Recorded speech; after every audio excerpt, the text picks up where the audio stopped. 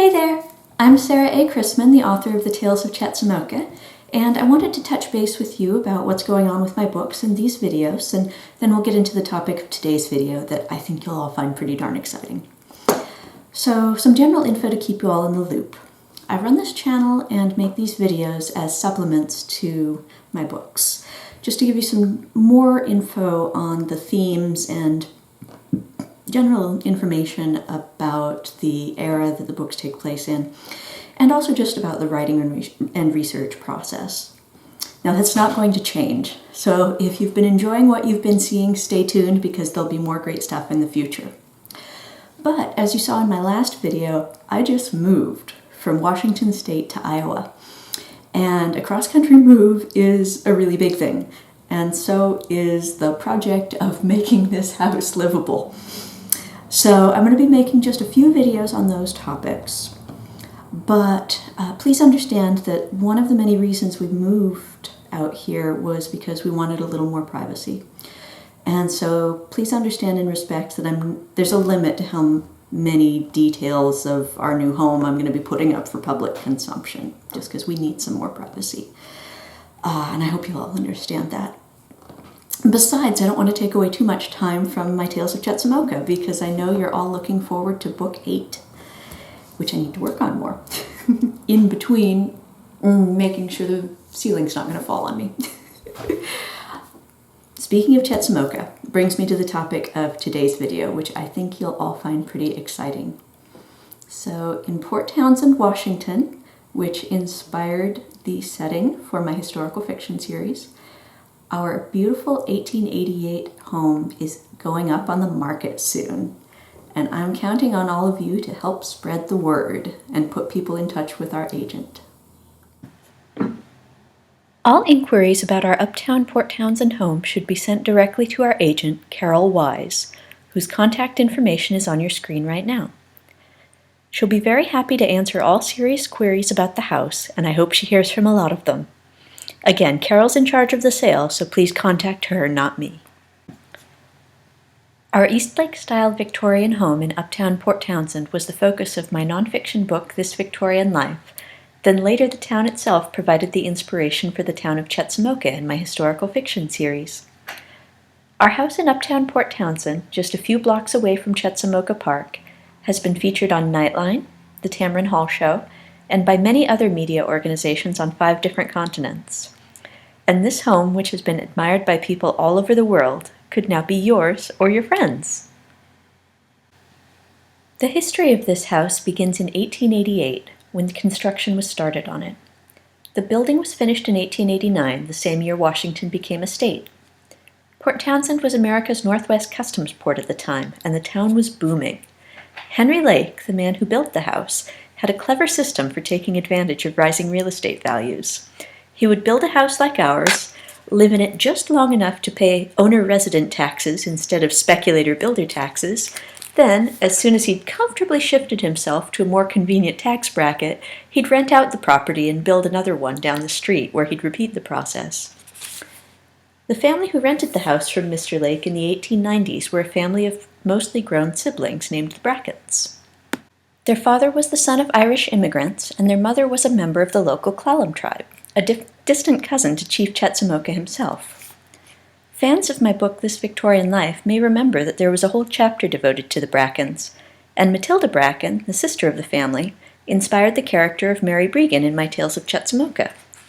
We're pretty sure that the room I used as my writing den during our time here had been Matilda's room when she lived here.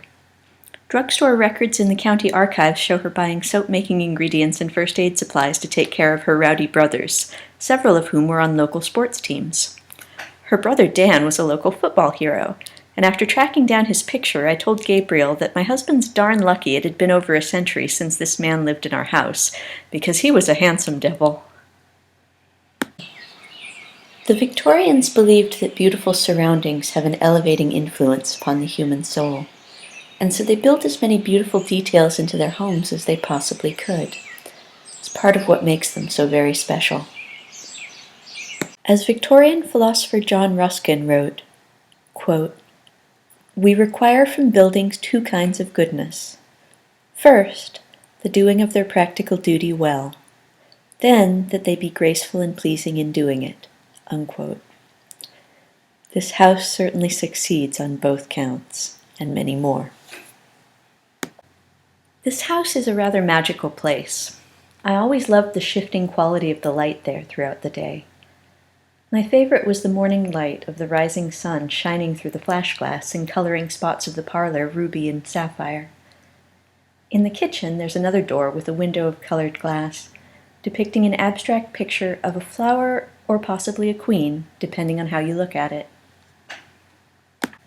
In the center of the parlor ceiling is a beautiful plaster medallion I absolutely fell in love with the first time I walked into the home. I thought I'd never live somewhere with something that fancy. There's more lovely plaster work flanking the parlor bay window, and the window frames are ornamented with woodwork from the local Port Blakely mill. Upstairs in the bedroom is another bay window. As was typical of middle-class homes in the Victorian era, this private space lacks the extra ornamentation of the bay window in the parlor, but it does have a peekaboo view of Puget Sound, where you can watch the ferries set sail and come back into dock, and on clear nights you can watch the moonlight glittering on the water. Some mornings, mist will rise up over the Sound and settle on the surrounding landscape with an almost otherworldly air. Counting my den as a bedroom makes this technically a 3-bedroom house, and besides the 2 bedrooms upstairs, there's also a bonus room up there that's tiled and wired to be a second kitchen. This room is an interesting holdover from the war years of the 20th century, when the house was rented to 2 separate families. We always used it for storage, but if you really want a second kitchen, you could turn it into one again, or it could very well be a 4th bedroom. Like the master bedroom, this room also has its own peekaboo view of the water. The other bedroom upstairs overlooks the back garden, and the stone path I made of beach rocks carried one by one from Chetsamoka Park on the many walks I took there throughout our years here. The backyard also contains a mature oak tree, a fully grown apple tree, and a mature plum, and a little cherry tree I planted myself. In front of the house is the biggest sweet bay laurel I have ever seen. Until we lived here, I didn't think they could get this big in the Northwest. Throughout the house are little East Lake touches Gabriel and I always liked to describe as the angels in the details. Some we added to bring back the house's original character, and some had always been here since we moved in, like the ventilation grates that worked their way into one of my books, and the clawfoot tub that's perfect for long, relaxing soaks. Put up a hummingbird feeder and you'll have the little flying gems at your window all the year round, and a short walk shows you all sorts of other wildlife. The natural wonders of the Northwest really are amazing, and this corner of the Olympic Peninsula is particularly rich in them. In short, this is a very special house, with a lot of history, and I hope that someone who sees how valuable it is will snatch it up. If you'd help spread the word by sharing this video, I'd sure appreciate it. So there you have it. The beautiful home in Port Townsend that I loved so very much is going up for sale. And I hope that you'll help spread the word and that anyone who's interested will contact our agent, Carol Wise, whose information is right here. Thank you for watching today. I hope you enjoyed this video. If you did, please give it a nice thumbs up and help spread the word about the house. Happy reading!